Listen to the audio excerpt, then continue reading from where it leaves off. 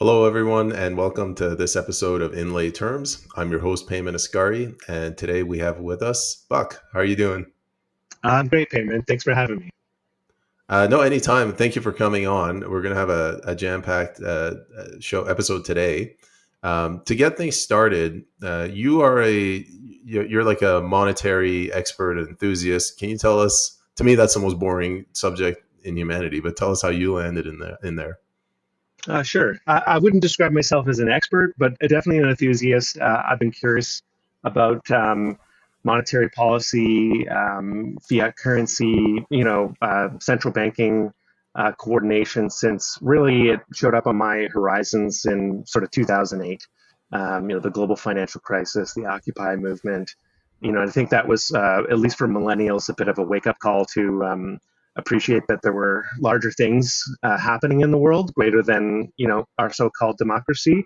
And I really started digging in at that time to try to understand how these banking machinations really are determinative in a large degree of the policies that our various nations adopt. So I guess I would say it's the most important issue, even though it is a bit opaque. But I've spent some time trying to understand it myself and digest it into layman's terms. And anyways, appreciate anybody else who's willing to engage with it as well.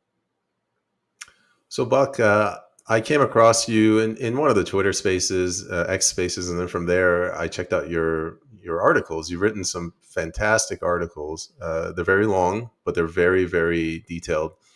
And so I went through both of them, and I have. This is going to be a structured episode, is what I'm trying to say. So we got a series of questions, and we're going to cover them. So without any further ado, do you have any questions before I move on? No, let's do it. All right, here we go. So the first article that I came across, you wrote about Bill S-275. Can you tell us what that is? Yeah, sure. So Bill S-275 is a bill that's being introduced in the Senate, the backdoor, the legislative backdoor, so to speak, that seeks to do primarily two things. One, change the mandate of the Bank of Canada, and two, change its governance. And we can talk about that, but anytime somebody's monkeying around with what our institutions are doing or how they're run, we should take a critical look at it. Very well. So on to the next question. I'm gonna read something that you sent to me. I don't think this was in the article. You said in the UK, the Bank of England, a nationalized central bank with a nationalistic mandate, with a single appointee, the Chancellor of the Exchequer, central bank governor, appointed by the Prime Minister, was replaced with a mandate to prioritize the banking system ahead of the national interest, and a committee of bankers from private banking running the thing. In 15 years, national debt went from 23% GDP to over 100%.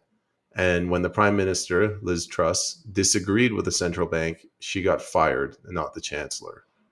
Can you elaborate on that? Yeah, sure. I mean, there's a there's a lot of different texture to the different central banking institutions around the world, but they're all subsumed into the global financial system, which is represented by the Bank of International Settlements. This is what Trudeau Senior plugged us into back in the early 70s, and what that system essentially does and what is coordinate central banking policy across all of these different nation states in terms of not just interest rate policy, but reserve ratios, the Basel one, two, and three accords, and what happened in the UK was that in 1997, their Bank of England Act was amended along the same lines as what's proposed in Senate Bill 275, and really took away the political accountability for the management of the bank. And so when you look at a central bank, you look at whose interest does it serve, how does it operate, who governs it. I think I have a threefold test for if a central bank is a national institution. That being, does it have a mandate which is oriented to the national interest? Does it have control? Is the control have a degree of democratic accountability? And the beneficial interest that is created by the central banking activity, who gets the benefit of it, right? And so in that article that I published, and folks can check it out on my X articles page, I do a comparative analysis of the Bank of England, the Federal Reserve, and the Bank of Canada as it is today, and what is proposed under Bill 275 to essentially make the case that the Bank of England calls itself a nationalized bank, and that the shares of the bank are owned by the nation. It's not under democratic control, and it doesn't. The beneficial interest that it creates does not serve the national interest.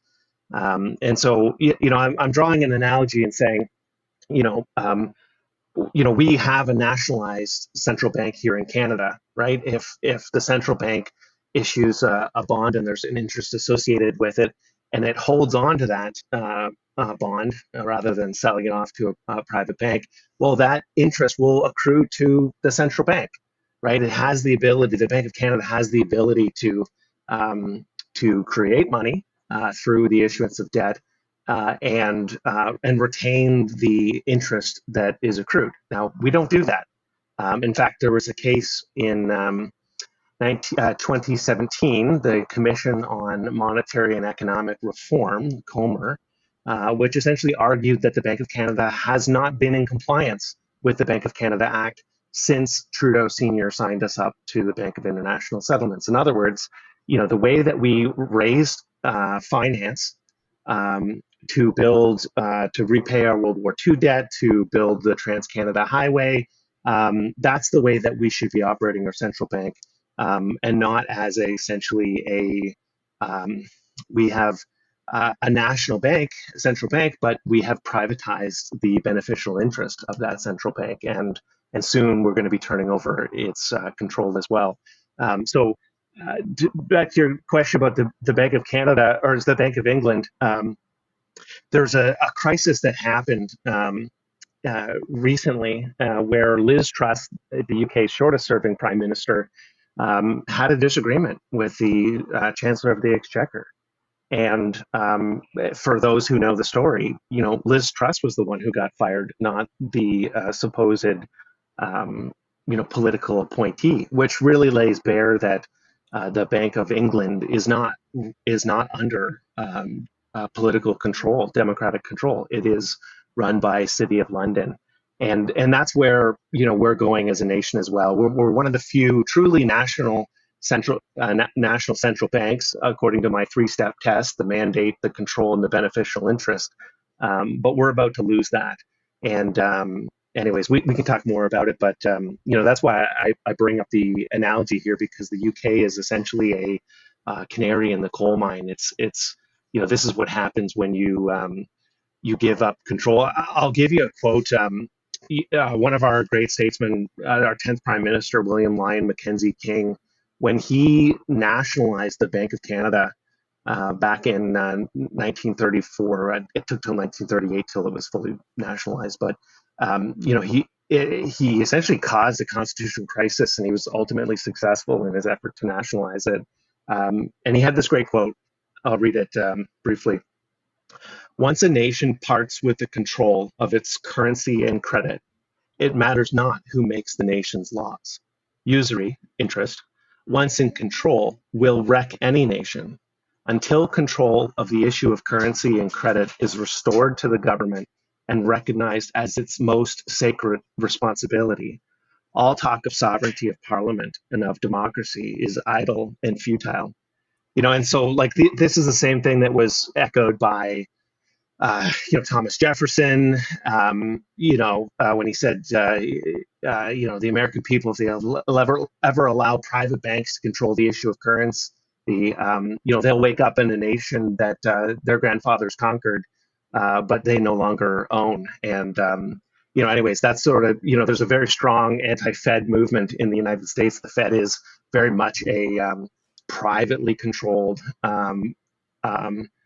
partial public beneficial interest institution, but our central bank is essentially a subordinate. All of the central banks of the Basel system are essentially subordinate to the Fed, because of its reserve currency status. Anyways, I said a lot there. Maybe I should pause and invite some questions or clarifications.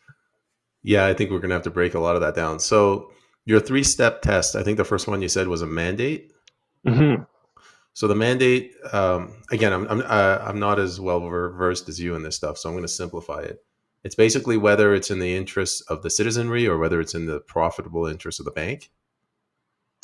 Well, so let me read if I could, I'll read the mandate as it is today.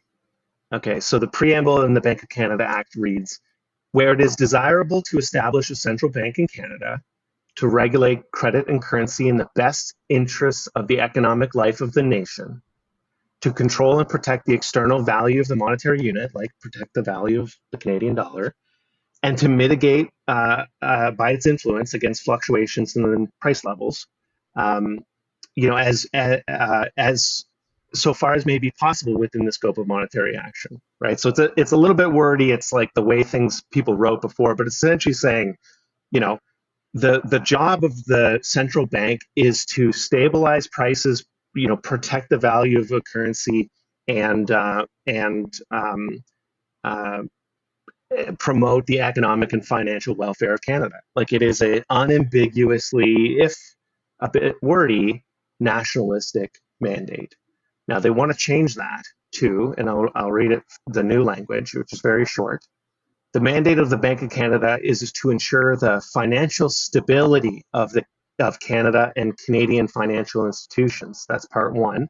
And two, to promote sustainable and equitable prosperity and the well-being of all Canadians.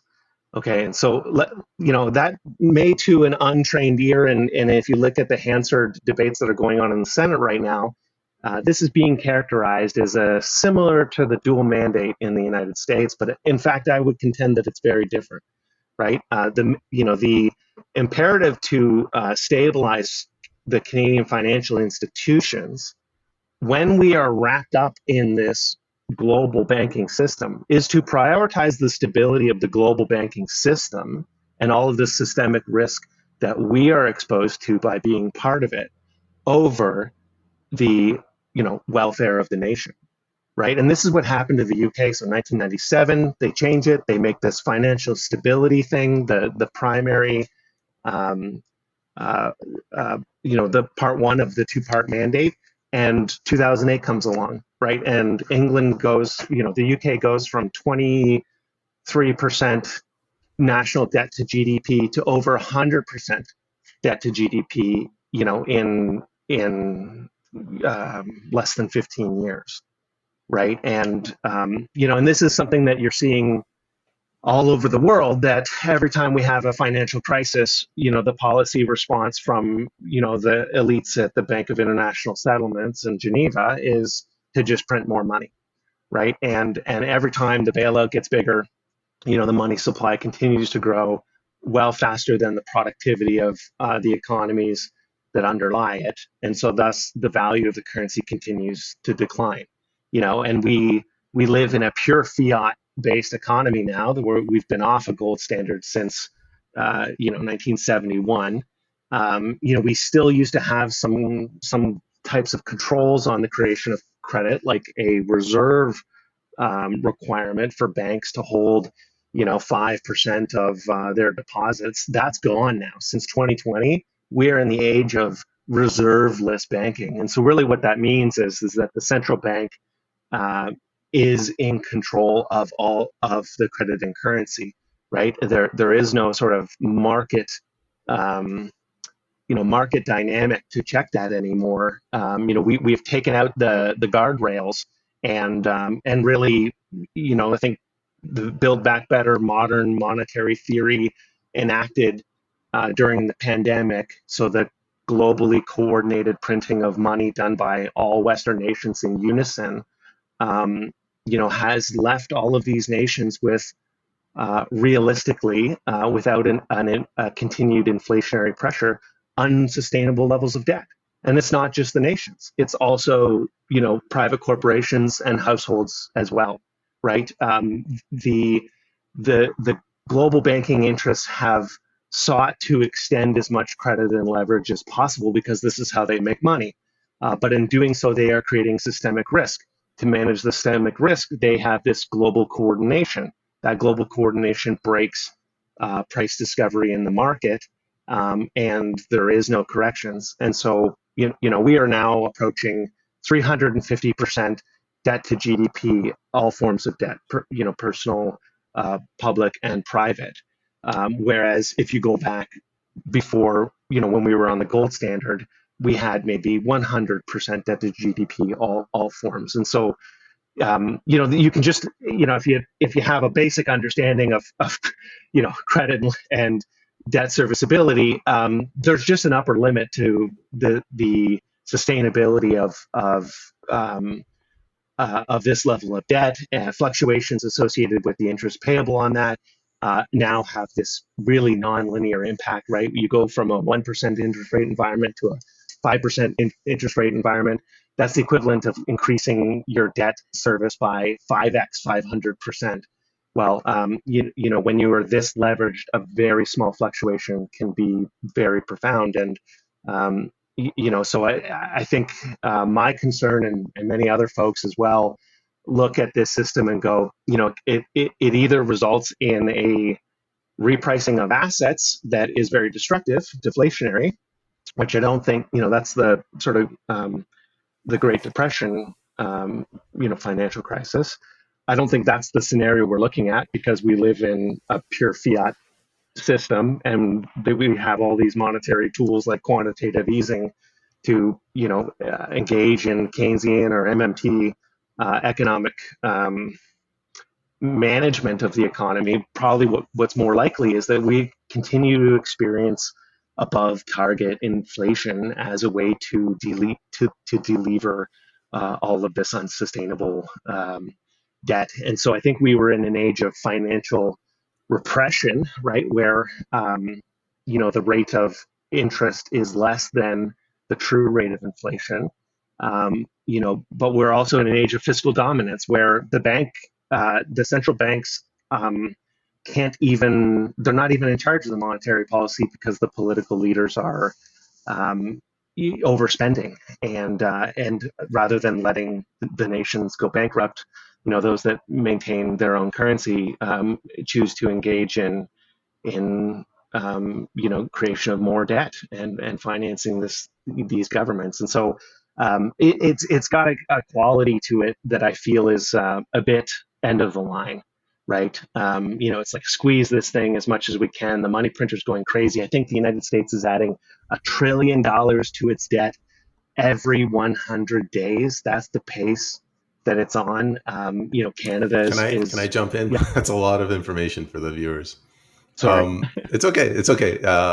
Again, a lot of us were not that well versed. So going back, you mentioned that we are no longer, there are no reserve requirements anymore. It's like it's a free for all. Is that Well, there's true? still regulation. There's there's a liquidity test, and there's a forget what the other one is called here. There's still a liquidity test and a capital requirement. Essentially, we've we've kind of softened and fuzzied the rules and made them self-referential. But yeah, I'm not saying there's no constraints, but there aren't hard constraints. They're more like, soft policies that we can amend, versus, formulaic. It's like, you got to have 5% as deposits. And I've heard this sort of characterization of fractional reserve banking. I want you to tell me if this is true or if it's wrong. If you and I are the only people on the planet, I'm a bank, you take out $100 loan, I give you $100 bill, and I say you have to give me $105 back. Now that $5 is not in existence. You have to go to another bank and get another loan for $105,000 to pay me back. Is that accurate or not? I don't think it's the right metaphor. The reason I say it is because debt is ultimately a claim on value in the future. And so, as long as as long as the economy grows, then debts can be repaid, right? So it's not a Ponzi scheme in the sense that it's impossible to pay everybody back the entitlements that they're owed. But it is impossible if the economy doesn't continue to grow, right? And so we have these embedded growth obligations that stem from our financial system, right? When we issue debts, for that to be repaid, we need to grow the economy, right? And sort of at all costs. And I think uh, if every nation is managing their own affairs, well, then hey, it's a free world, right? Like let people elect good leaders and manage their affairs. But if you look at how monetary union works, like in Europe, you have the pigs problem, right? Where Germany is a strong was a strong manufacturing economy, and Portugal, Italy, Greece, and Spain were much less productive. But because they had to compete on the equivalent basis, their currency was tied together. Really they were unable to manage their affairs, right? And that's the whole debt, Greece debt crisis, and we can talk about that. So I'd say about your analogy is like I think it's a bit simplistic. It's not entirely wrong because if the music stops, right, somebody's not going to have a chair. And I think what we see in terms of monetary policy is an attempt to make sure the music never stops. And that will work until it doesn't, right? And nobody has a crystal ball to say when that is. Uh, I look at this. This is a conflict of interest, right? Like the banks make money off of the interest, and then their partners in government convince the people to bail out the banks when they mess up. There's a conflict of interest, right? Well, I would contend that there is. I would contend that I would agree with Mackenzie King, who would say we shouldn't be handing over the sovereign ability, right? I mean, we when we talked about gold coins back in the day, they were called sovereigns. It was the right of the king of the empire to create currency, right? And we privatize the ability to do that now, right? It's like we have chartered banks in Canada. We have given them the power of the sovereign over credit. In the early days, if you follow the history of the Bank of Canada, so if you go back to the uh, pre 1840 and the Union Act that brought Upper Canada and Lower Canada together. Before that, we were using sovereigns, right? Gold coins from the American Eagle or the British gold coin. I forget what it was called. Or I don't think silver coins were quote legal tender, but people still use them. But the banks themselves, chartered banks, they got a charter from the crown, were allowed to print their own deposits, right? Their own bills of credit, right? That's the first paper currency, and they were required to keep reserves, right? That's how we created the reserve system. Except that the problem was is that sometimes these banks would fail, right? And so there is sort of a need, a utility in having a government backstop. Uh, but I think what I'm saying, what you're pointing out, is that if you're going to have this backstop for financial stability that comes from the nation and the taxpayers, right? Then why are they also not controlling the issuance of credit? Why are we privatizing the interest to do that, right? And so even in our central banking policy, like when the Bank of Canada, you know, creates money to fund government liabilities, it then instead of holding on to that, well, I mean, it more increasingly more so now we're holding on to, those debt instruments on our balance sheet. But the point of the Bank of International Settlements and what Trudeau Senior did in signing us up to that was to give that to private banks to go out and market that debt, right? And they take their little clip along the way, and right. So essentially, in 1974, and what Trudeau Senior did was to take a hard fought sovereign right of the nation and hand it back to the banks, hand it back to private bankers. And this mandate that I'm talking about in Bill 275 here is to essentially say, um, this is the moral hazard, right? This is we're even if our charter banks engage in risky, irresponsible lending practices that they know better, we're going to bail them out, right? That's what it says in the mandate. We're going to bail them out, right? And so, anyways, this is what I mean to say is some of the risk here is that we're socializing the risk and privatizing the benefit. Right. That's well put. The question that I'm trying to come to here is the the 1913, I think it was the 1913 Federal Reserve Act, and the 1997 amendments to the Bank of England. Are those closer to the 1974 amendments to the Bank of Canada, or are they closer to the this proposed bill S275? Well, we didn't actually change anything back in the 70s. And that's actually what that Comer Commission on Monetary and Economic Reform, that's what they were arguing. They were saying, hey, look, we just stopped, as a matter of policy, we stopped following what the act said, and we just joined up to this international system. But like, we didn't change our laws domestically to ratify that. And so the case was argued like, hey, like the Bank of Canada is not in compliance. You got to go back to what the act says or amend it. And actually, our Supreme Court declined to hear an appeal. So essentially, the lower courts decided, that the Bank of Canada was in compliance. It should have gotten appealed to the Supreme Court. They rejected it because they said it was unjusticiable, which means essentially like this is a political hot potato, and it's not for the judges to be deciding, things of global banking significance, right? This is a political, it's a hot potato. They didn't want to touch it.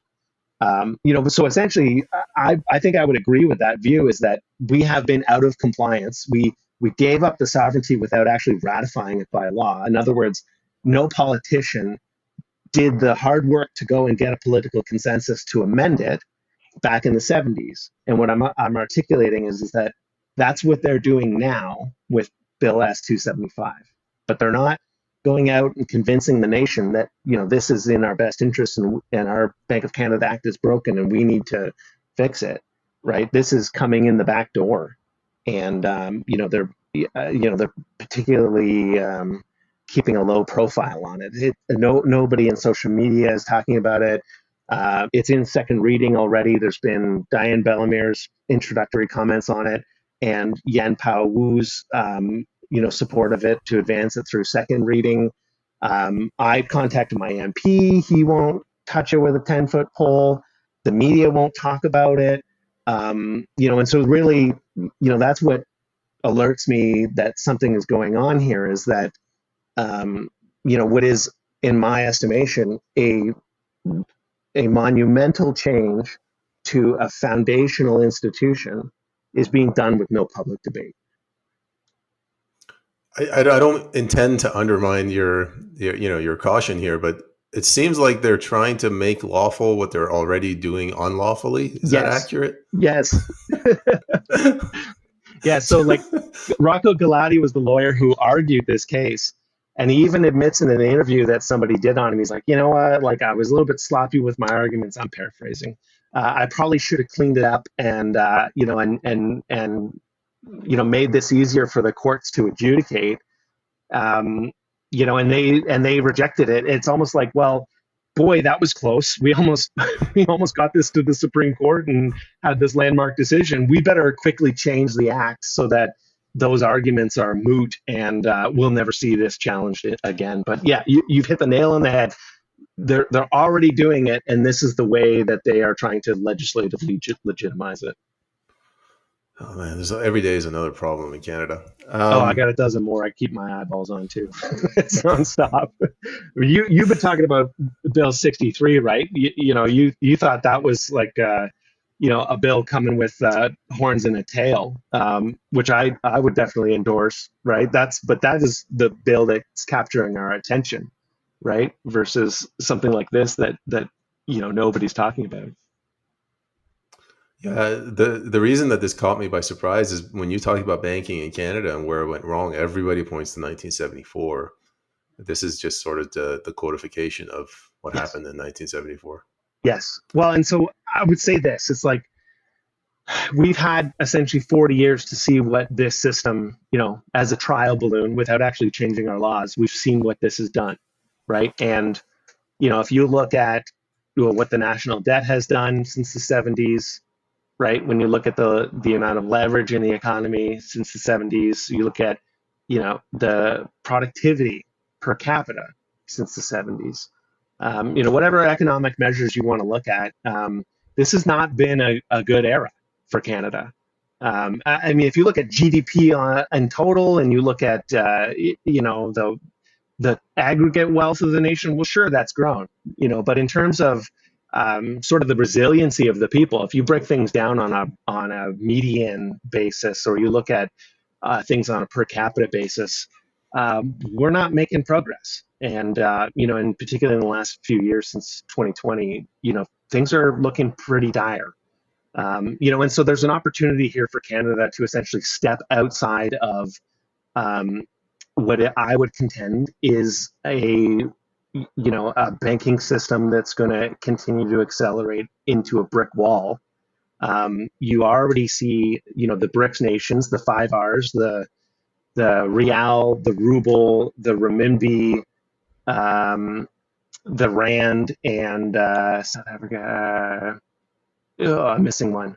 So the BRICS nations currencies are forming a basket, if you will, to denominate trade instead of the U.S. dollar, right? So there's like a legitimate asset commodity backed alternative. It's in the early stages, but increasingly you're seeing Russia and China doing trade not in dollars and rubles or renminbi. There's demand for it, for an alternative to this system, because most people don't appreciate that because everybody is doing business in US dollars and they're denominating all of their contracts in US dollars.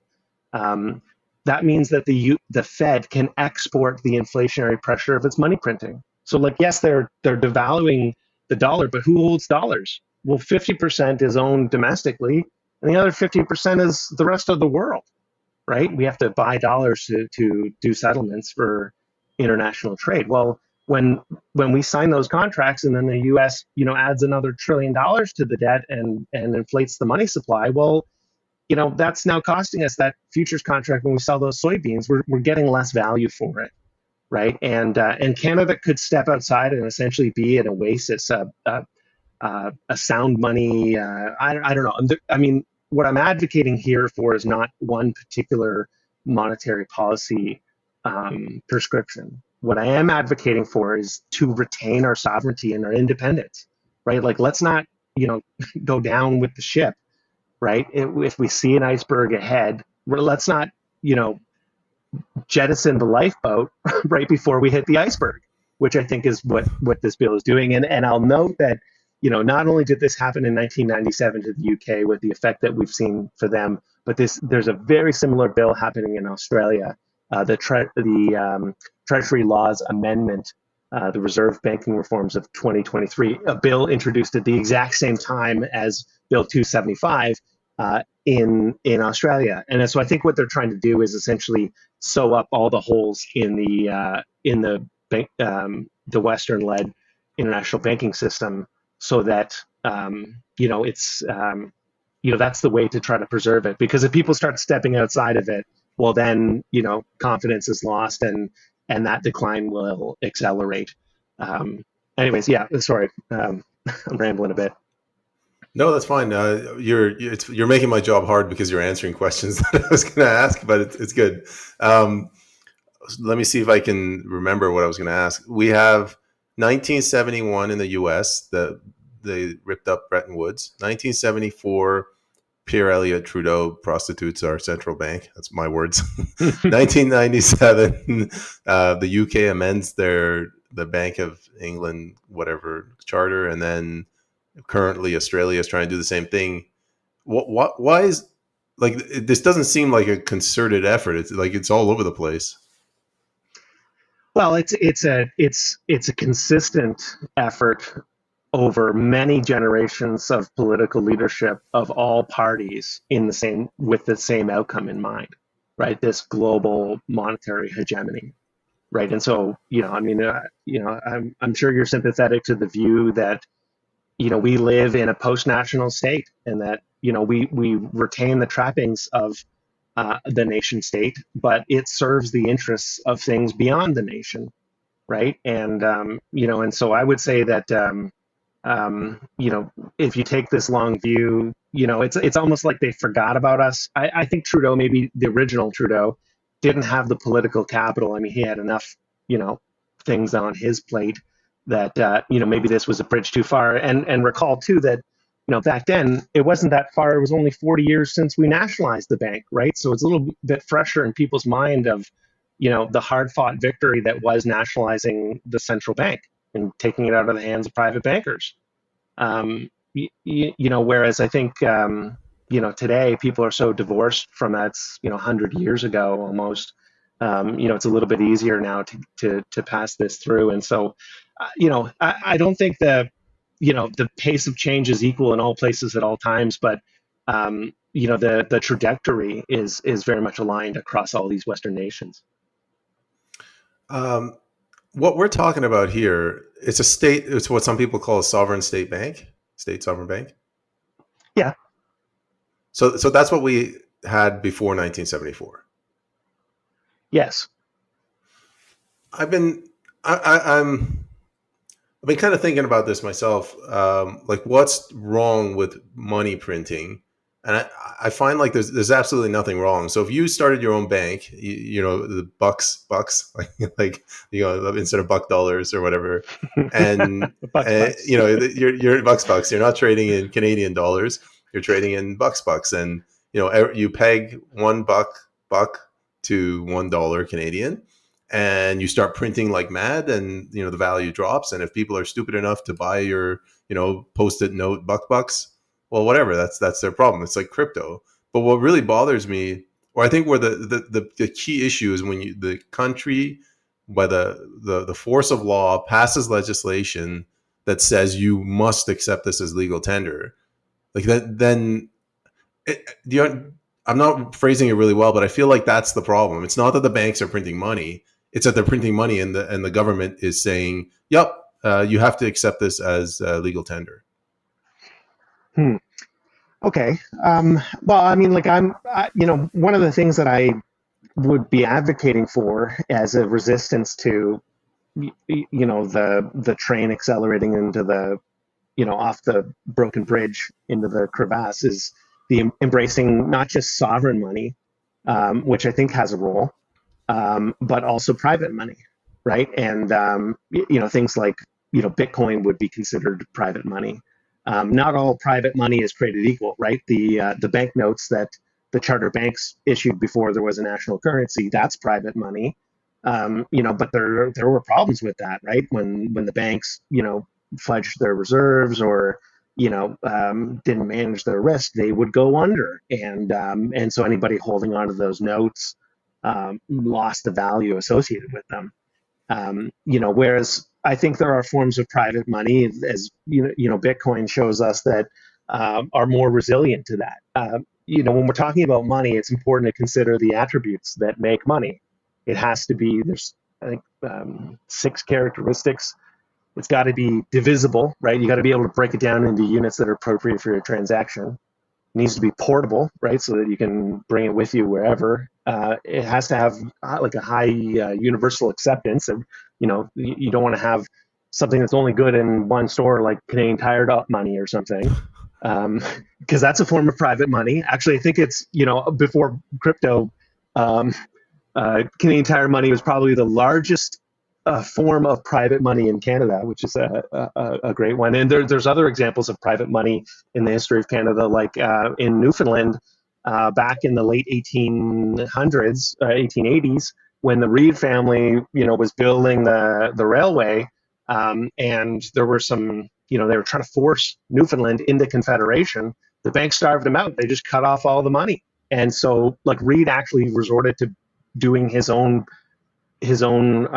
paper money that was for his workers to complete the project, so that they could take it and go and use it at the Reed stores to buy whatever goods they needed. So, anyways, it's got to be acceptable broadly, not just at company shops. It has to be scarce. In other words, it can't be, the problem with, I don't know, shit coins or whatever is like, they'll just inflate them. This is the problem with fiat. There's no scarcity of fiat, right?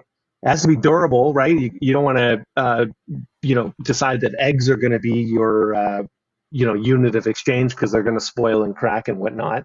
And they need to be stable in value, which is So okay, so let me just recap those: divisible, portable, acceptable, scarce, durable, and stable in value. So if you have those attributes, right, then you can use that as a form of money, right? And so, gold ended up emerging as, the for a lot of sort of civilizational history, it filled that role.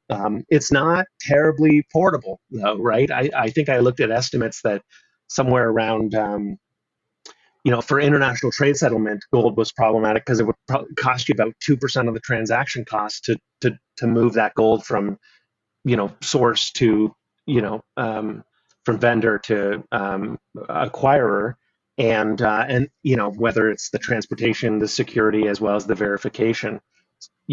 I think we just live in a different era now with, the settlement of accounts is done with photons, like electrons, I mean, right? Or maybe photons, right? We're in a digital era, right? So, when we think about the institutions that are required to engage in, you know, uh, large scale coordinated economic activity, well, we just don't even need institutions anymore. We don't need banks. We don't need Western Union. We don't need a central bank, right? Like when you look at something like Bitcoin, it is giving you, maybe you could argue it's not that durable because, I don't know, whatever, a solar flare knocks out the grid or something and all your Bitcoin are gone. But divisible, portable, acceptable, maybe that one's still lagging, but that's just a matter of sort of culture that Bitcoin becomes acceptable. Maybe that's why there's all these legislative efforts to obstruct the ability for people to do transactions in Bitcoin, to stop it from becoming an alternate to the dollar. But it meets the test. Like it's stable, durable, and scarce. And so sovereign, I think, like in the age of globalization, if you're a libertarian-minded individual, well, somehow you find yourself a nationalist, right? If we have the structure of the nation state, but we've lost the sovereignty, well, like we need to wrest back that sovereignty, right? And so I would advocate for both. It's like, let's retain the sovereignty over our institutions. Let's make sure that they are under democratic control, right? And also, um, let's build parallel structures. Let's figure out what the innovations are that are the counterbalance or the alternative, to the centralized system that is emerging in the world. So I think it's both. It's like I'm not a Bitcoin maxi. It's like, oh, you got everything's Bitcoin, but it certainly has a tremendous appeal and value. I guess what I'm saying is that when you see the war on self storage of crypto, the exchange, trying to funnel everything through exchanges, you can see that the powers that be are trying to take this, system of commerce with no intermediaries, right? You just do business, you and the person you're doing business with, and they're trying to put the intermediaries back in the middle again, right? So I'm not confident that Bitcoin won't end up being hamstrung essentially because we've lost control of the legislative process, and the banking interests are doing everything they can to strangle this thing in the cradle. I remember when Trudeau came out and he called the truckers racist, sexist, homophobes, transphobes. I was like, what a jerk. And then the next day when Krista Freeland came out, she said, we're expanding the scope of FinTrack to include crypto. I'm like, okay, things are getting serious. Like they will never repeal this if we don't stand up. Well, yeah, I mean, I think it's, if you could pick your top 5 issues, so, freedom of speech has got to be up there, right? Because I think all your other rights derive from that. I mean, there is no freedom without freedom of conscience, and you can't have freedom of conscience without freedom of speech. But I think the economic freedom of being able to transact without intermediaries is another one of those foundational human freedoms, fundamental freedoms, and we're so far from it, right? I mean, how many people even engage in the barter economy these days? right? Everything is, a debit card, or, we don't even use cash anymore. Like, let's make cash king again. If we're all opposed to the social credit dystopia that might be upon us, why do we keep, carrying on exchange, giving 2 or 3 points to MasterCard or Visa, right? Let's do right by our local businesses and start paying cash when we can. But yeah, these are foundational issues that I think are kind of lost on people, right? Because we've as a frog in boiling water, we've just inured to the level of central control that exists in the world these days. So I kind of want to move it along. This Sure. episode is going to be like 3 hours long.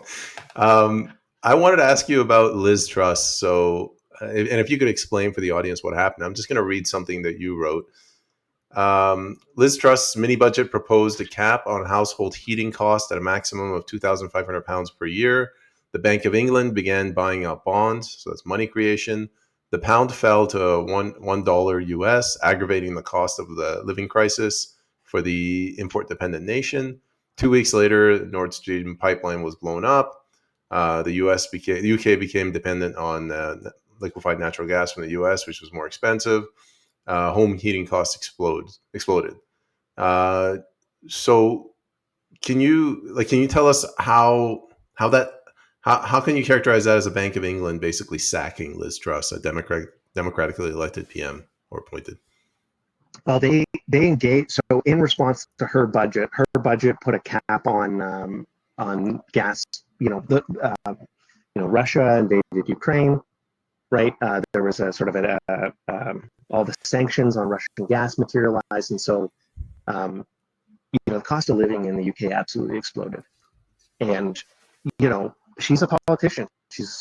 People are struggling in that nation, and she decides that it's appropriate for the government to essentially provide a subsidy, right, a cap on the amount of expense for home heating, right? People got to live, and I think we're talking about £2,500 a year in heating costs for a nation that doesn't get a lot of snow, right? And so, but that was seen as unacceptable by the banking elites.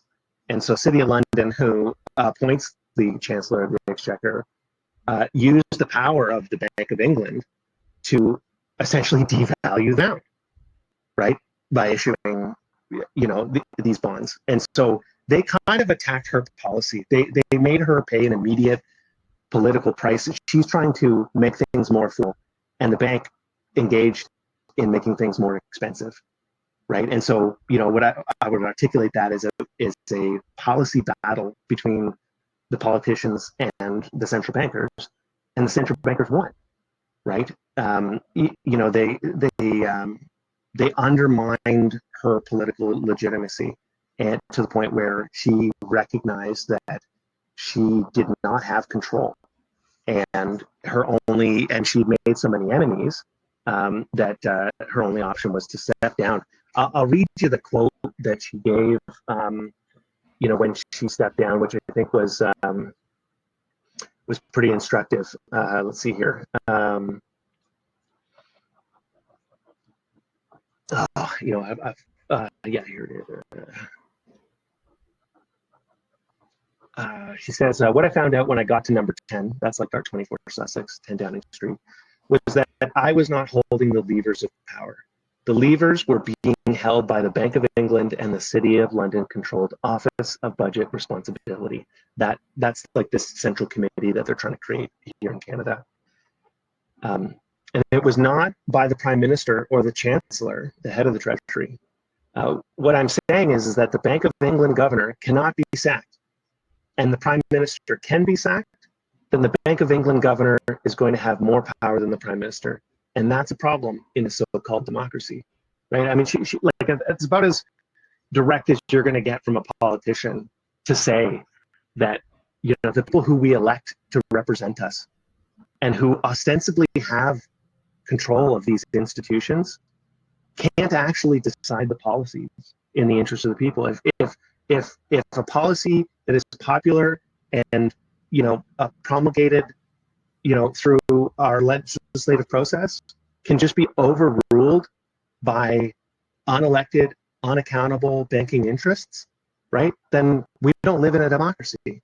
And I'd also recall the words of Yanis Varoufakis, who, when he went to renegotiate the Greece debt bailout, there was a referendum in Greece, and 61% of people rejected the IMF's bailout and sent him off to Frankfurt to go and renegotiate a better deal or leave the euro and return to the Greek drachma, right? Like run their own, restart their own sovereign central bank. The quote that came from Wolfgang Schäuble, who is the chief architect of the European Union monetary system, was something to the effect, I'm going to paraphrase, something to the effect of, we can't allow outcomes of elections to change economic policy, right? Like it's just so on the nose. You just appreciate that from their perspective, the people who run the banking institutions, they don't respect democracy, right? Like they don't, and they actively oppress it. And so the long and the short of it is, even though that referendum passed with 61%, a clear majority, they went there. They ended up having to swallow a debt deal that was even worse than what had been presented. Yanis gets fired. Syriza totally capitulates. And Greece is now stuck as a debt colony in the EU for, I mean, there's no prospect of recovery in Greece for a generation. It's utterly defeated and occupied. And so that's what I'm worried that we are going to experience here in Canada. We have loaded ourselves up on unsustainable amounts of debt. If we lose the ability to engage in nationalistic central banking policy, there's no getting out of this, right? We become a debt colony. And I think that is the intention, because that's how global capital makes its money. I'm going to go back to what I said a while back, the conflict of interest. This is what I'm talking about. This is a conflict of interest, right? Well, They're going to benefit. I would call it an unaccountable monopoly, right? We have the monopoly control over credit and currency.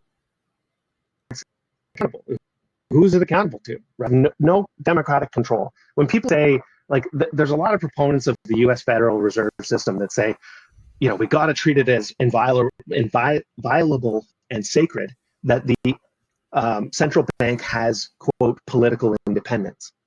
Well, that's just PR speak for undemocratic, right? Like, I recognize the risk associated with, some populist coming into power and going, well, to hell, like some Chavez or something comes in and says, hey, we're just going to print all the money we want and, spend willy-nilly and do all these things. Well, yeah, like you're going to get yourself into a hyperinflation crisis if you do that, right? But at the end of the day, if you don't have democratic control at all, then, and you look at our trajectory of debt in Canada since 1974, it has only gone up under this system that is coordinated out of Geneva, Switzerland, right? We are so much more indebted now than we were before, and so you just look at the results and say, well, when we're not controlling this thing, it gets us into the situation that you told us would arise if we were controlling this thing, right? I think the solution is to educate everybody in the basics of monetary policy, and I'm just talking about, like, how does inflation work? What does fiat mean, right? And and some recognition that the money supply has to grow proportional to the amount of goods and services that the economy can produce. Otherwise, you get inflation. If we could just do that, like, high school level financial education of the citizenry, then I think nobody would tolerate governments like Trudeau's that have just spent willy-nilly with reckless abandon. But I would say that the reason that has transpired here in Canada is because this is what the US has led, right? Build Back Better, modern monetary theory. The US decided, we're going to print money like crazy. We want everybody else to do the same so that the dollar relative to your currencies stays the same. We are essentially pegged against the US dollar, not officially, right? But if you look through history, other than the Harper era, right, we sit at like, 65, 70 cents to the US dollar. But why? Like, we're a resource rich nation with a small population, right? People want our goods and services. Why are we perpetually devaluing our currency, and essentially creating a tax on consumption, right? So some small percentage of Canadians, the Irvings, the logging industry, some, farming interests, they benefit from a weak dollar, right? The oil and gas. But every consumer in Canada suffers from a weak dollar. Everything you buy is 30% more expensive because we got a weak dollar. And so this is what I'm articulating here, is that we are already not serving the national interest. If we had democratic control and an activated citizenry, we would step outside of the system. We would use our rich commodity endowment to build a commodity-backed currency that would be perceived as an island of stability in the world. We would attract foreign capital to Canadian dollars if we didn't continue to devalue ourselves to the US dollar and subordinate ourselves. We could be the, as I say, a sound money sanctuary in a world that has embraced pure fiat and modern monetary theory that is coordinated devaluation of money. It ties into my next question about modern monetary theory. So I'm going to read something that you said, and then I'm going to ask you to, sort of in layman's terms, explain it for the audience what MMT is.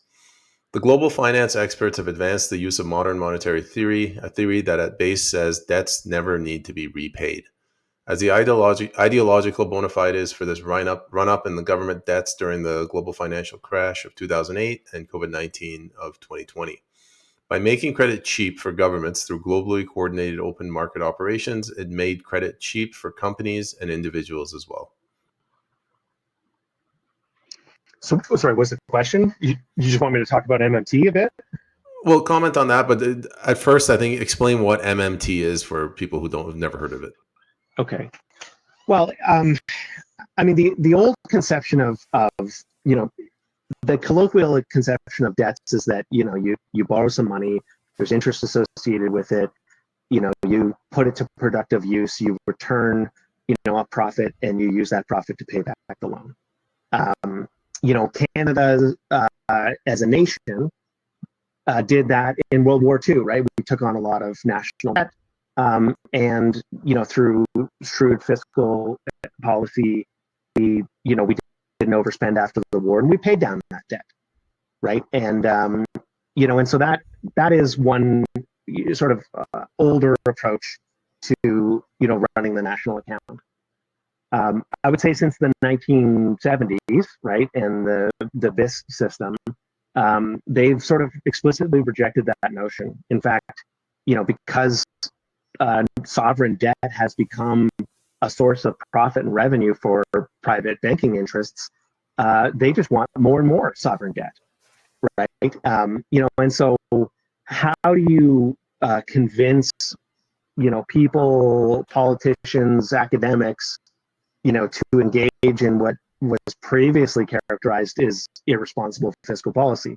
Well, you come up with a new theory, a new economic theory, and MMT is sort of as its origins in Keynesian economics, right? The notion that you've got a business cycle, you come in, you've got a fiat currency, you inflate the monetary supply, that that sort of reinflates the economy, you get the wheels going again, you allow all these debts that would otherwise be coming due and credit calls, to you essentially inflate your way out of a crisis, right?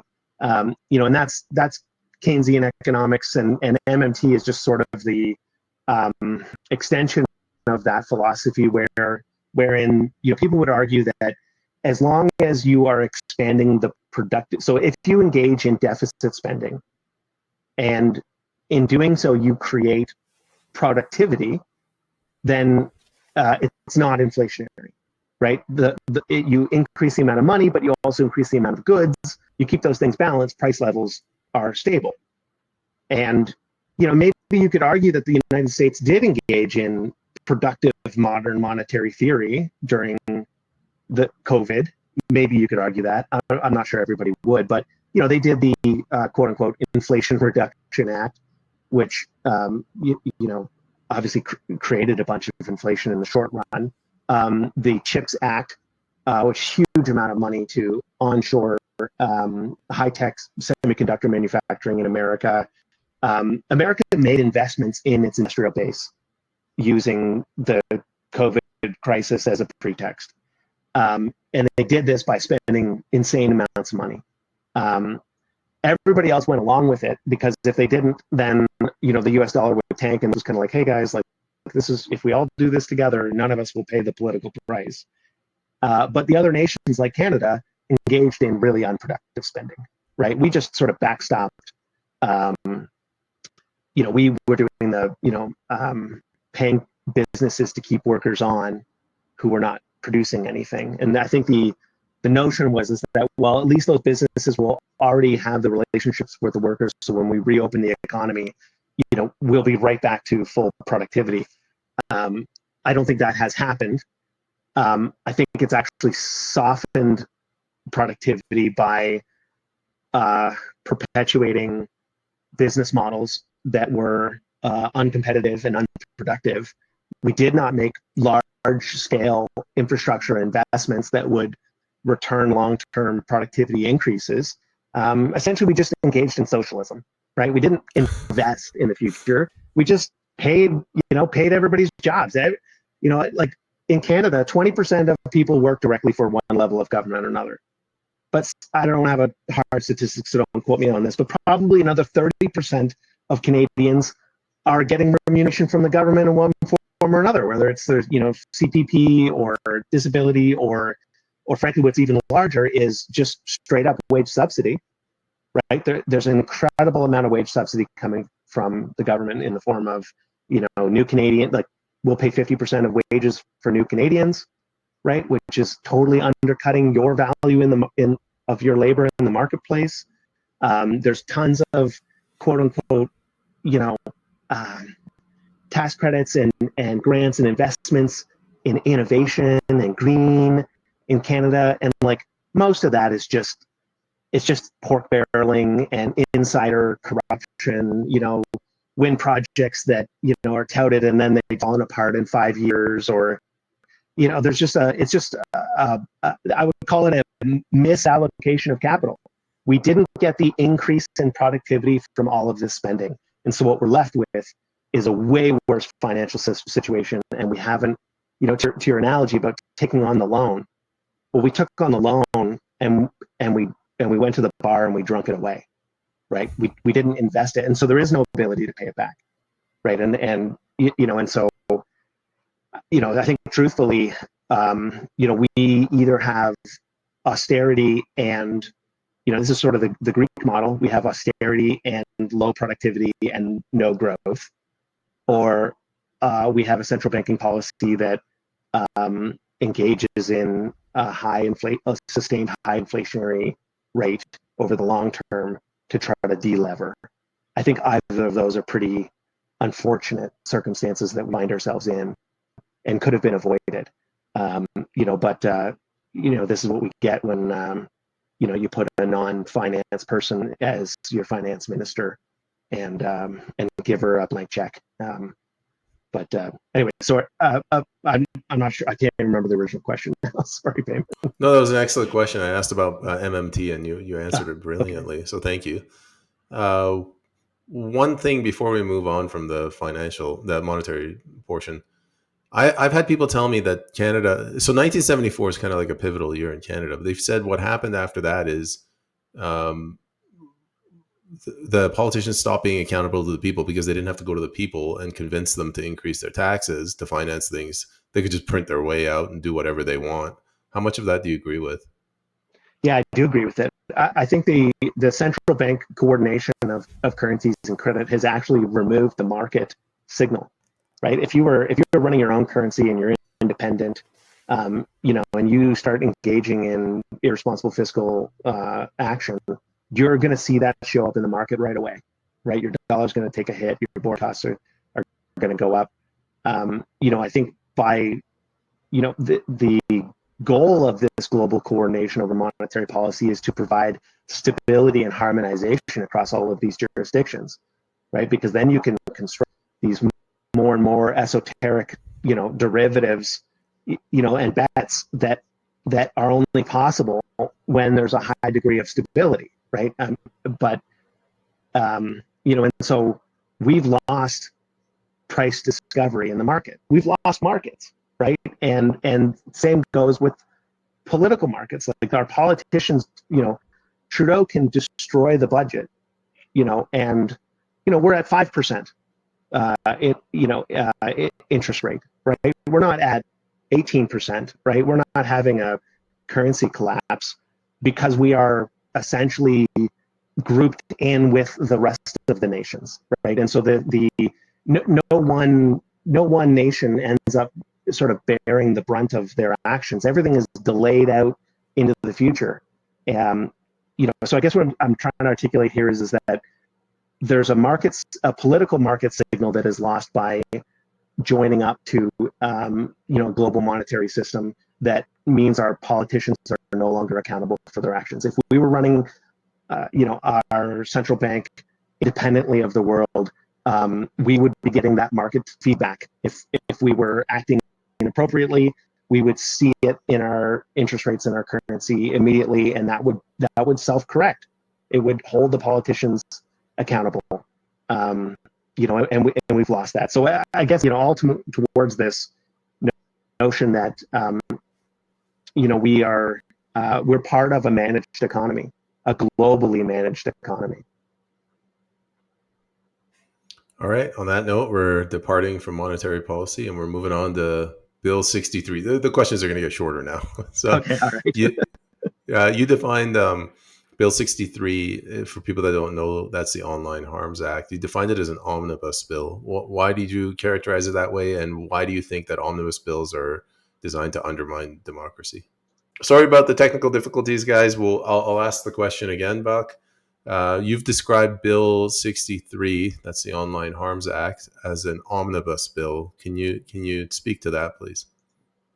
Well, sure. I think it's just a very broad bill that should more appropriately be broken into a number of things, right? It includes revisions to the criminal code, but it also includes the creation of a whole new bureaucracy to regulate online speech and regulate social media platforms, right? And so, I think there's lots of concerns embedded in this bill. It's hard to just synthesize it down to just a handful of things because it is so big. But I think that's actually part of the strategy is to jam a bunch in there. Some of it extraordinarily controversial. Aim for the stars and settle for the moon. I think that's what they're trying to accomplish with this.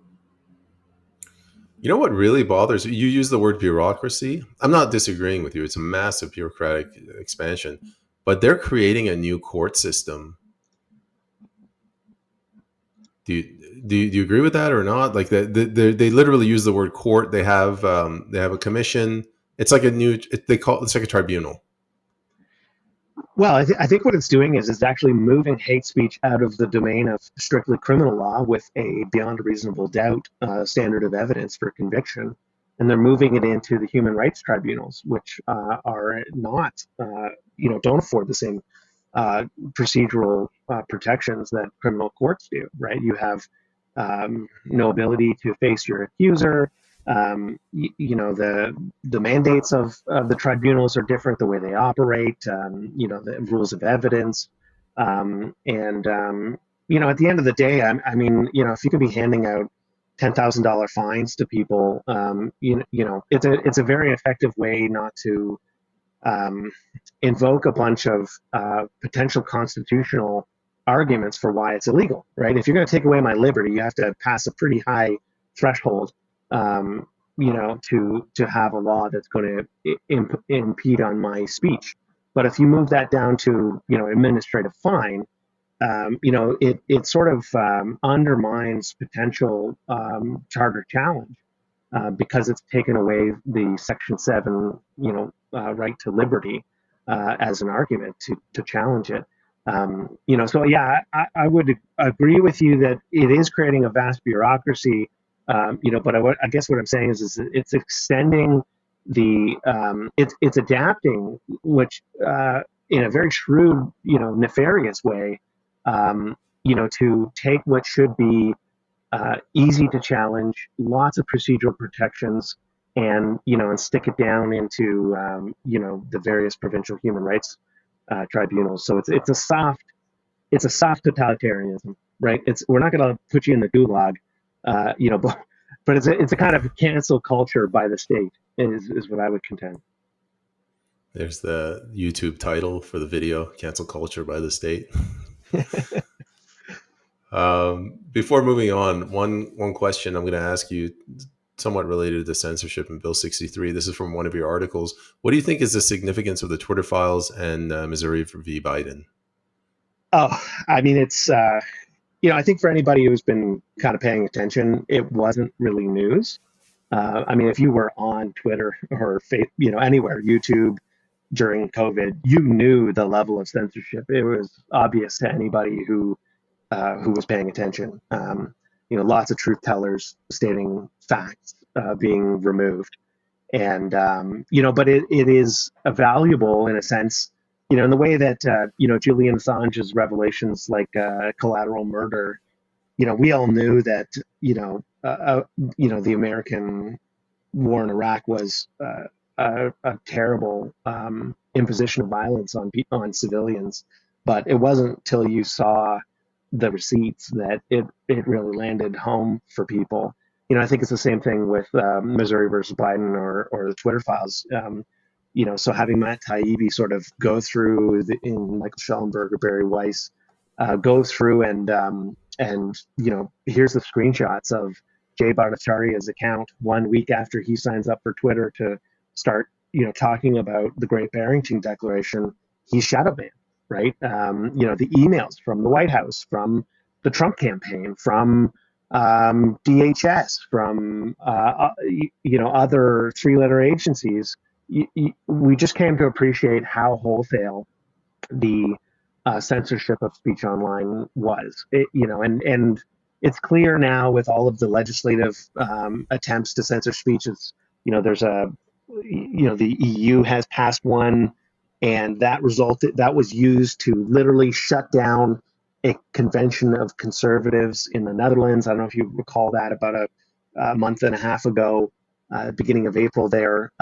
It was the same thing. It was like, well, you're going to commit hate speech because, I don't know, there's some Christian conservatives that are going to speak at your conference. We're going to shut down this conference ahead of time so that you won't commit a thought crime, right? So we've got pre-crime and thought crime coming from all Western governments. Like, it's clear that those who are in positions of authority do not respect free speech. Even in America, where they have a First Amendment, they've found a way to privatize the enforcement of censorship through Twitter, through Facebook, as a means of getting around even the world's most strong constitutional protections of free speech, right? And so what I think it lays bare is that this is not by accident; it's intentional.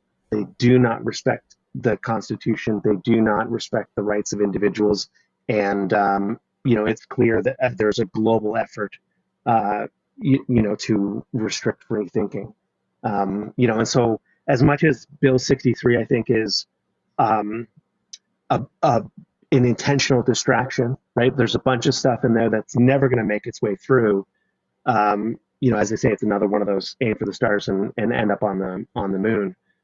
We don't have strong free speech protections in Canada, unfortunately, and so while some of this stuff, I think, if it were to get passed, it would be unconstitutional. I would say the substance of it, we are going to be in a less free society if that bill passes, and in any form, even in a partial form. I mean, there's maybe a handful of provisions in that bill that are unobjectionable to people, like you know um, provisions to help address child pornography and generative AI, or to deal with non-consensual posting of intimate content. But the vast majority of what's in that bill is, I don't think there's a societal interest in censoring speech, and we should all know that by now. And that's what the Twitter files laid bare to us, is that the tyranny that we experienced during the COVID era was only possible because the narrative was so tightly controlled. Thank you. It's a great answer. Now I'm going to move on to the next issue. You've raised concern about the lack of debate in Canada surrounding just general issues, and I was going to ask you about three, and I want to get your opinion. Ukraine. What do you think Canada's position should be on Ukraine? Well, it should be the position we have. Um, I have been a little bit surprised that there is as much support amongst folks who would call themselves conservatives for the funding of the Ukraine war. I do think that is essentially, not to disparage people, but low information, uh, skilled TV watchers who have swallowed the propaganda about, this conflict being an unprovoked imperial aggression from Russia. Even the New York Times now has published that as early as, essentially immediately after the Maidan, which Victoria Nuland orchestrated, CIA. The CIA was engaged in a campaign of subterfuge, sabotage, and assassination in Russia from 10 or 12 covert bases set up all along the Ukrainian border with Russia, right? And so, the notion that that Russia, is engaged in, some effort to reunify the Soviet Union, it has these imperial ambitions. This is utter nonsense.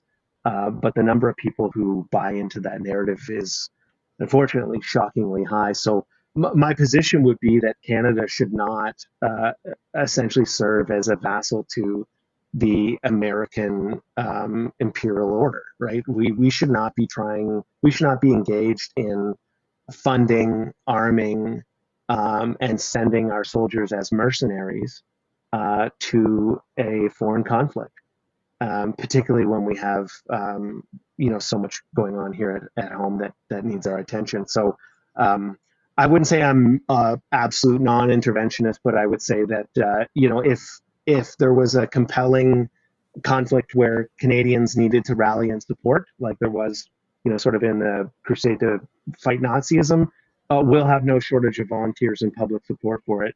But this conflict is, um, it's a banker's war, right? BlackRock is already over there leasing out lands to American farmers. American farmers are over there cultivating Ukrainian fields. Reconstruction contracts have already been sold. So, we are sending our treasure, if not our blood directly, but as mercenaries, over in a conflict to for the sake of BlackRock and whatever Biden crime family folks are involved in this. It's an utter travesty, to be honest, and this is why I'm shocked that the Conservative Party has, it's more money to Ukraine and faster. Um, I'm disturbed that our Westminster system has lost opposition. That's the basis of the Westminster system, right? You have a government in charge, and you have a loyal opposition whose job it is to oppose the government. And instead of opposing the substance of what the Liberals have done, the Conservatives have often cheer-led, right? It's more vaccines faster, it's lockdown quicker and harder, it's send more money to Ukraine. We it is the illusion of disagreement, but really these parties are pushing the country in the same direction. Um, just using different rhetorical flourishes to uh, convince us all that there's a disagreement in the substance of policy. Look at the immigration issue, right? Like what are the conservatives saying? Like, we need to speed up processing times. Like, how are we not having a conversation about the unpopular, unjustified level of immigration in Canada? Like, there is no reason for it. Everybody's against it. You go look at the top 5 issues in Canada, and it'll be, you know, inflation, jobs, housing, healthcare, and immigration, and they're all at like 8 to 11%. Well, all of those issues have one common thread: immigration.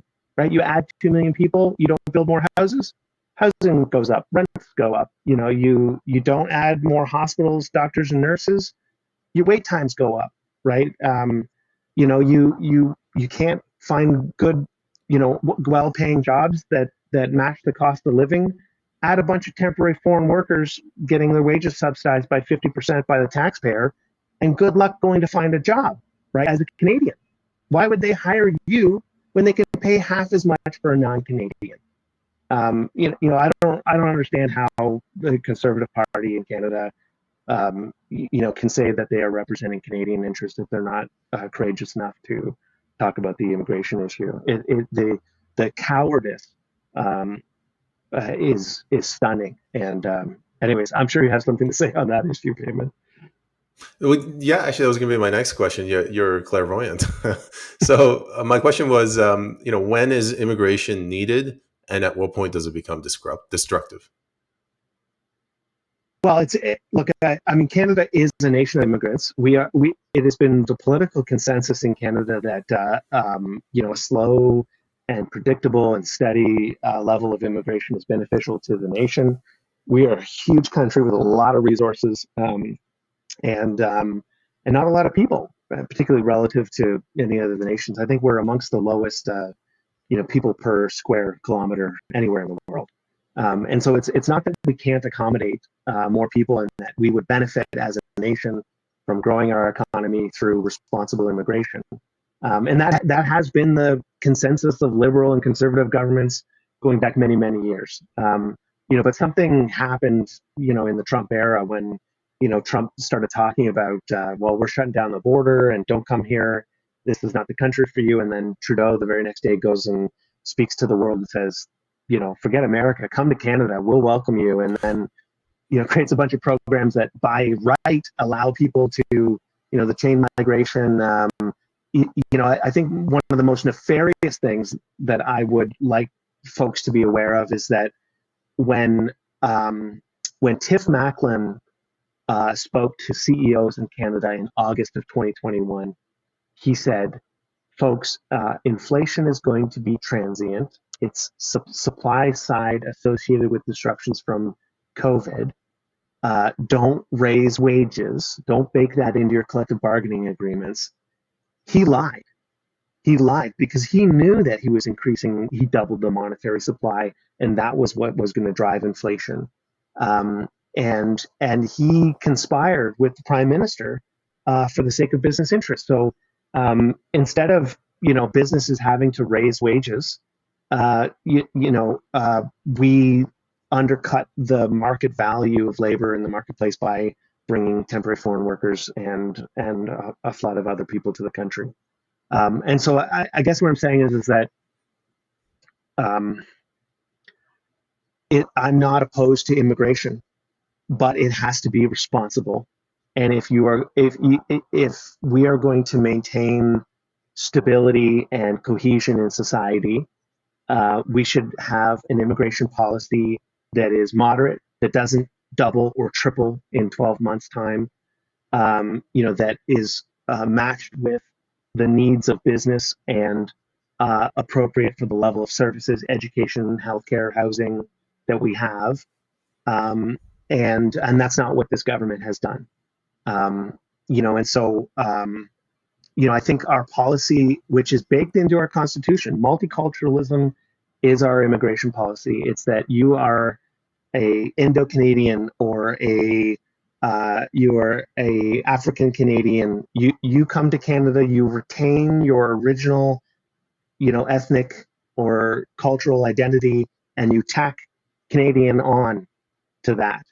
And that is in stark contrast to a immigration policy that encourages assimilation, like America does, right? People move to America, they are Americans. That's it, full stop, right? And you embrace the cultural values of the nation you immigrated to.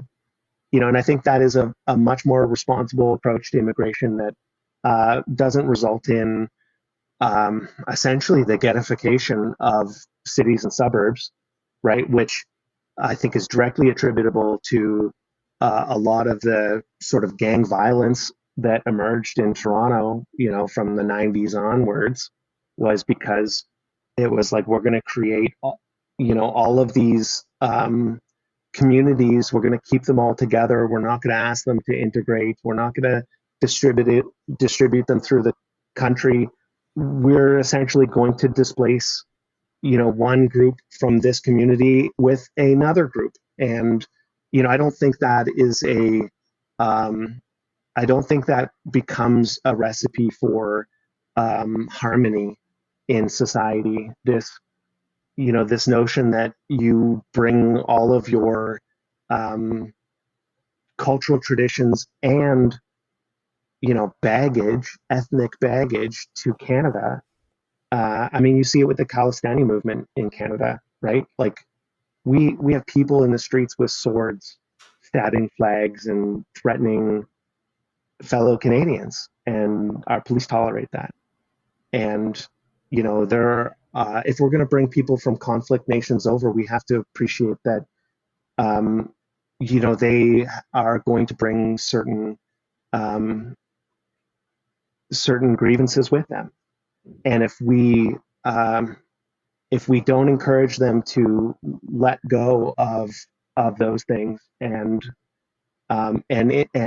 build their identity around a Canadian culture, whatever that means, we can talk about what it means to be a Canadian, or what the Canadian identity is. But this is to my point of earlier, is that we have essentially, since the repatriation of the Constitution under Trudeau Senior, we've had a policy to deconstruct the notion of what Canada is and our cultural traditions and values, and replace that with some sort of cosmopolitanism, the global community.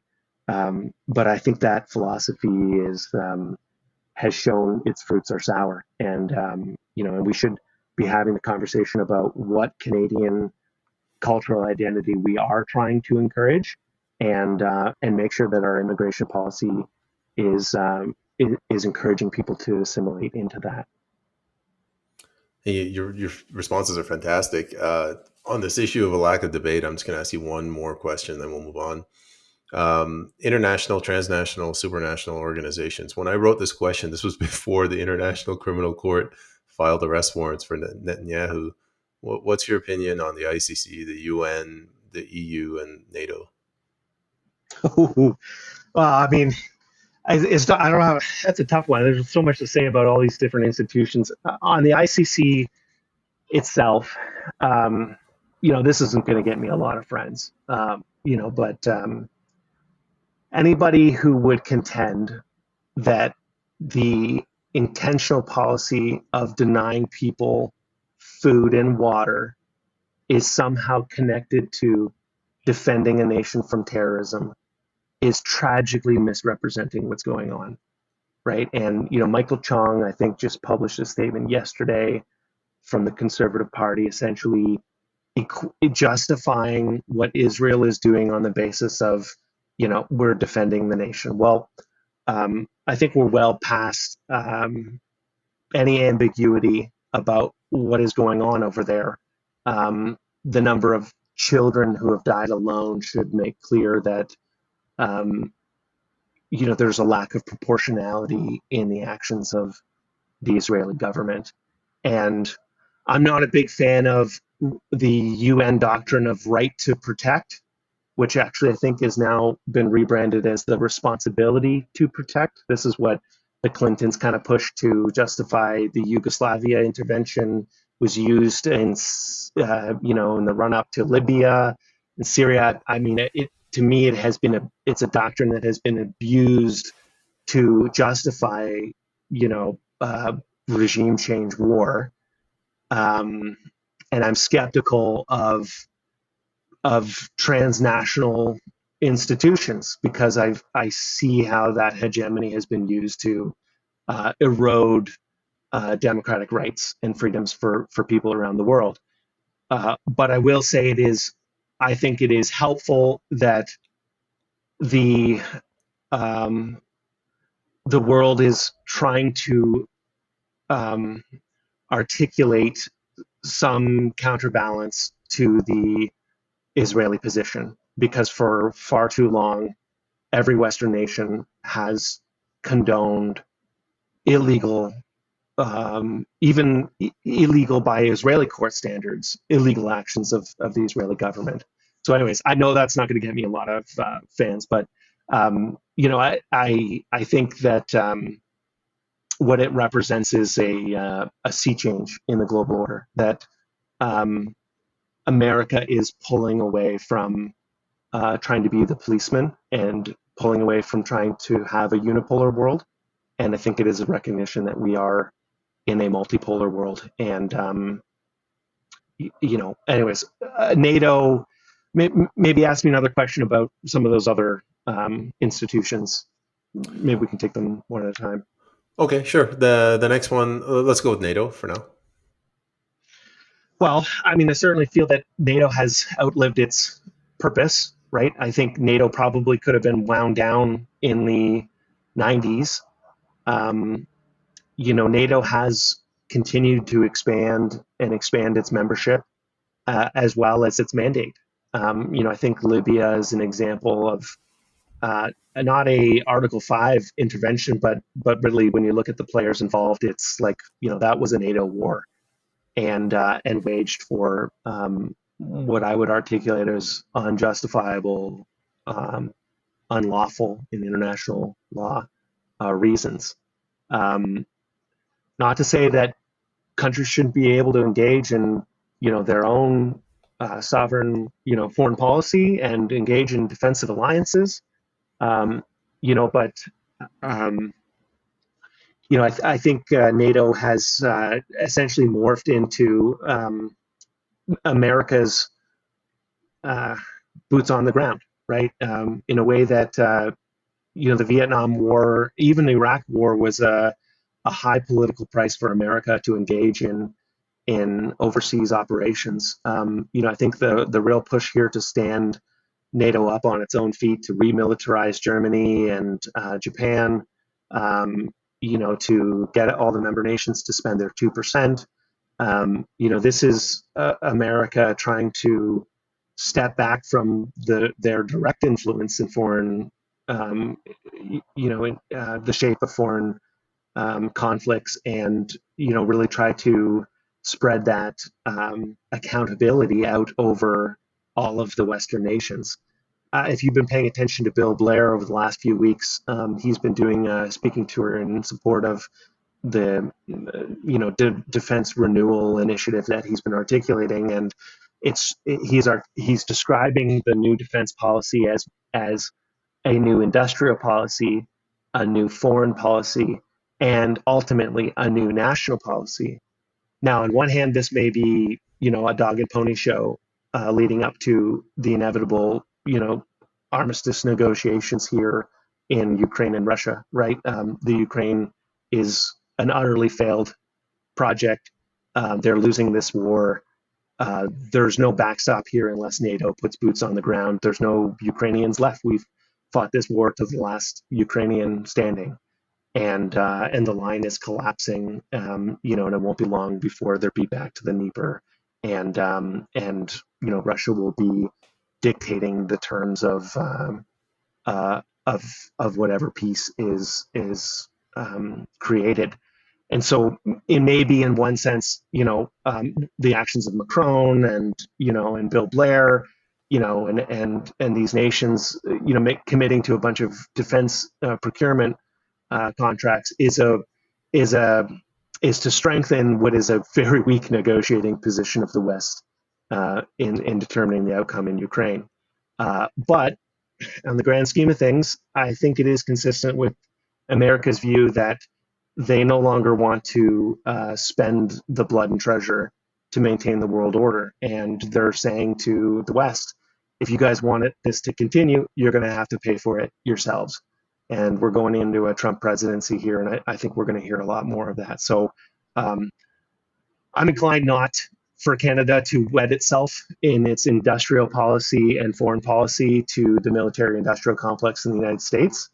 Although, even if that means a higher level of material well being for Canadians if we do so, I just don't think it is moral to build your economic well being on the back of war making.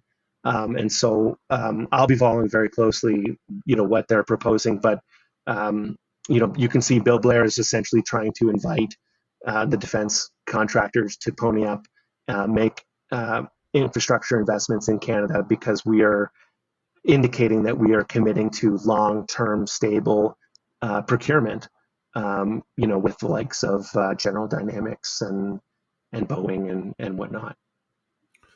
On a related note, what about EU? What's your view on that? I mean, if I was living in an EU member nation, I would be campaigning to leave the EU. I think it is extremely undemocratic. Um, you can see what happened to Greece, but you can also see what's happening, sort of this populist ferment that's rising up from the farmers' protests. What's going on in Germany. I think Germany, AFD is going to really sweep the local elections this year in Germany. The Netherlands has Roos. France, Marie Le Pen had really made a run for it, and I'm sure that's not over. Brexit, Hungary is looking like it may be the next to leave. I think it's a failed project, and the um, everybody is appreciating that, by giving up on national sovereignty, by ending borders, they have lost control of their countries, and they see the effect of it. So, I would expect to see, uh, and it's tied in again. This is when it's all comes back to monetary policy. When you start to see European nations exit, Brexit was not one of them because they had retained their currency.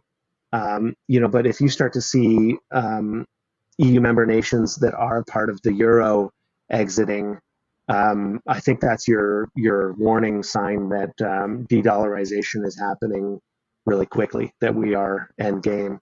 Um, and probably the thing that has triggered most of this is the EU's climate and energy policy, which is just absolutely deindustrialized Germany. The refusal to facilitate investments in nuclear power lays bare the hypocrisy of the cult of climate crisis. I think Europe appreciates that it has essentially been held down and deindustrialized intentionally, and blowing up Nord Stream and the lack of nuclear across Europe, makes clear that this project was to hold them down, not raise them up, and I think they're figuring it out. So, yeah, see, I expect more disintegration. All right, the last one, the United Nations. What's your view on that? Well, I'd say this. The nation state was the institution that was responsible for the greatest enfranchisement in human history, right? The decolonial uh, um, decolonial wave that happened post World War II, facilitated by the United Nations, brought democratic and civil rights to billions of people, right? And that's valuable, right? In terms of institutions that have raised humanity up, the old United Nations deserves a degree of credit for that. Now, what it has become, like any institution where there's power, it ends up becoming a target for those who would seek to wield that power for their own interest. I think particular agencies within the United Nations have become deeply corrupted, particularly the World Health Organization. And And ultimately, the United Nations is a member-funded model, right? And he who pays the piper names the tune, I think the expression is, right? And Gavi, Bill and Melinda Gates, and China were really the ones putting most of the money into the WHO. And so I think it's no surprise that we see the WHO acting in the way that it did, during the pandemic. Um, the Security Council, I think, is still a useful, albeit largely impotent institution, but at least it's a place for world powers to get together and discuss. I think anything that is encouraging dialogue over conflict is important. I would not seek to remove the forum for nations to try to resolve um, their issues peacefully. But what I would say is that there really is no such thing as international law, right? Like the United States talks about the international rules based order and how everybody is clutching their pearls anytime I don't know, some other nation violates some piece of international law, but really America is the most systemic violator of international law. It's rules for thee and not for me is the American approach to the UN and international rules based order. And so I think they are primarily responsible for delegitimizing the United Nations. There was a unipolar moment after the collapse of the Soviet Union where had America exhibited the level of um, beneficence I think it did in the Reconstruction post World War II, if it had just stuck to the rules itself and not used its hegemonic position to go around and start throwing its weight around and dictating its vision of the world order, I think we could have found ourselves in some sort of comity of nations that was the vision of the League of Nations that became the United Nations. But I think that is lost and probably can't be repaired. I think the reputation of international law is everybody knows it's ineffectual. Um, and as somebody who's skeptical of uh, authority that has lost its legitimacy, I would say we should not respect things like the pandemic treaty. That we should really auger down towards national sovereignty over international decision making.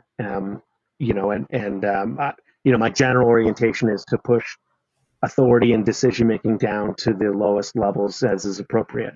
Let's only have hierarchies where they justify themselves. Let's not have arbitrary hierarchies. Let's not have lots of distance between those who make decisions and those who have to contend with the consequences of those decisions. And when you look at globalism these days, the climate catastrophism, the global monetary policy and MMT, the the global migration compacts. I mean, these are all deeply problematic, and so until the international order is articulating things that are unambiguously, pro-human and not just liberal virtue signaling dressed up on centralization and authoritarianism, we should probably diminish the role of international and global institutions. All right, that brings us to our last issue, that of a broken judiciary. And I'm gonna ask you to bear with me as I'm gonna read this verbatim. It's from one of your articles. Verani concludes by proudly touting the recent spat of judicial appointments based on DEI objectives as a massive accomplishment. He brags that his government has intentionally shifted the makeup of the Supreme Court of Canada to a majority of women on the bench, as well as inclusion of LGBT and racialized judges. No longer is justice blind, for it must now take due regard to your gender, racial, and sexual identity. He has the audacity to claim that I will not stop the record pace of appointments because I won't compromise on quality. We have a good record, including the first racialized person on the Supreme Court of Canada, the first openly LGBTQ person, and now a majority of women on the bench. So my question is, what is their end game? I don't know. I mean, I ask myself this all the time, whether, they just caught up in their own, you know, public relations, or if, there's some deeper motivation behind all of this, cultural, degradation. We there was an era in which we did not differentiate on the basis of, the protected grounds, race, gender, sex, nationality, and so forth. We've left that, right? And, Title IX in the United States, was really the implementation of, group-based policies again, sort of ending a colorblind society. In Canada, I think it's been kind of done through, the judicial lawmaking, through interpretation. In the United States, at least, the Supreme Court there has overturned, some of these discriminatory practices, where in Canada, it seems a whole of government and all institutions are aligned, under this notion of decolonialization and equality, equity, that we have justified what are blatantly discriminatory practices and policies. And so I would contend that what we're living in, is an illiberal, Canada, run by quote unquote liberals.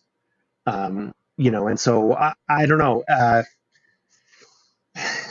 What's their I'm skeptical. Some folks will say, well, it's just chaos, right? It's just about destroying institutions and making it dysfunctional, and and tearing down the nation. Um, I understand why people may arrive at that conclusion, but I'm more inclined to say that, we're talking about, religious thinking, right? That we have a paradigm shift amongst political elites, including judicial elites, to embrace ideology that is not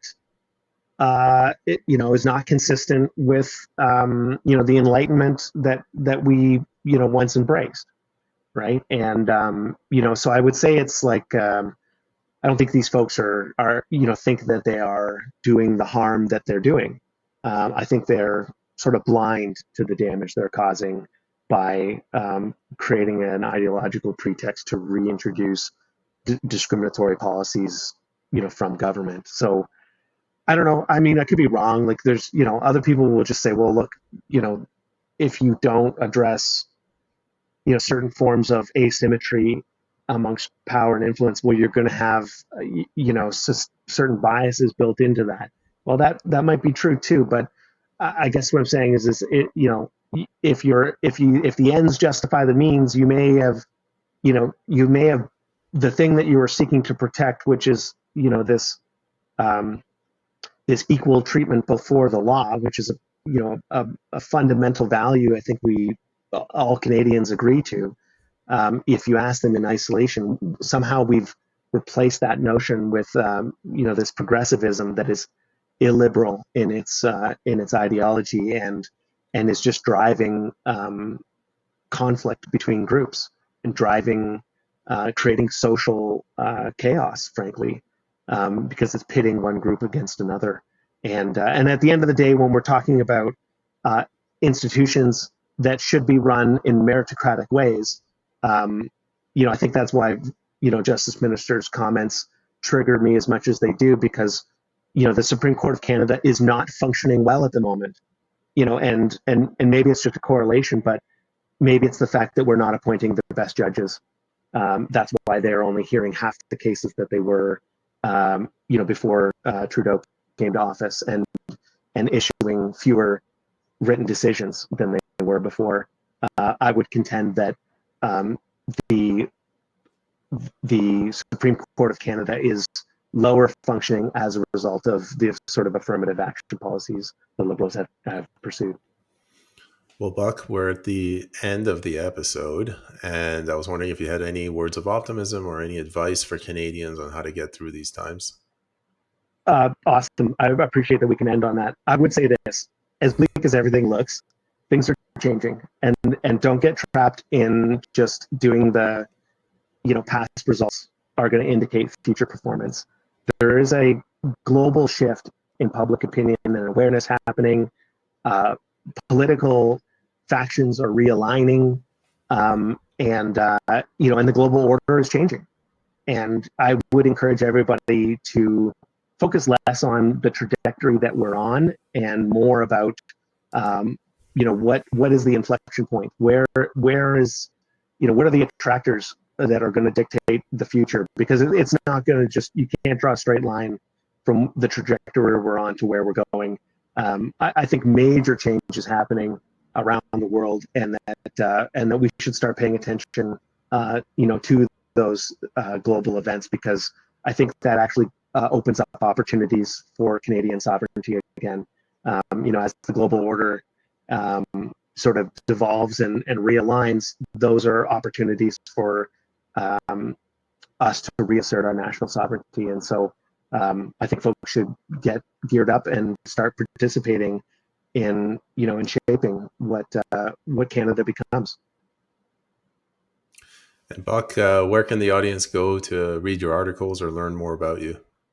Thanks, Baben. I'm on X at Buck MC Young, and I do Twitter Spaces all the time too. So come follow me, check out my articles, and come join me in a space, and we can keep the conversation going.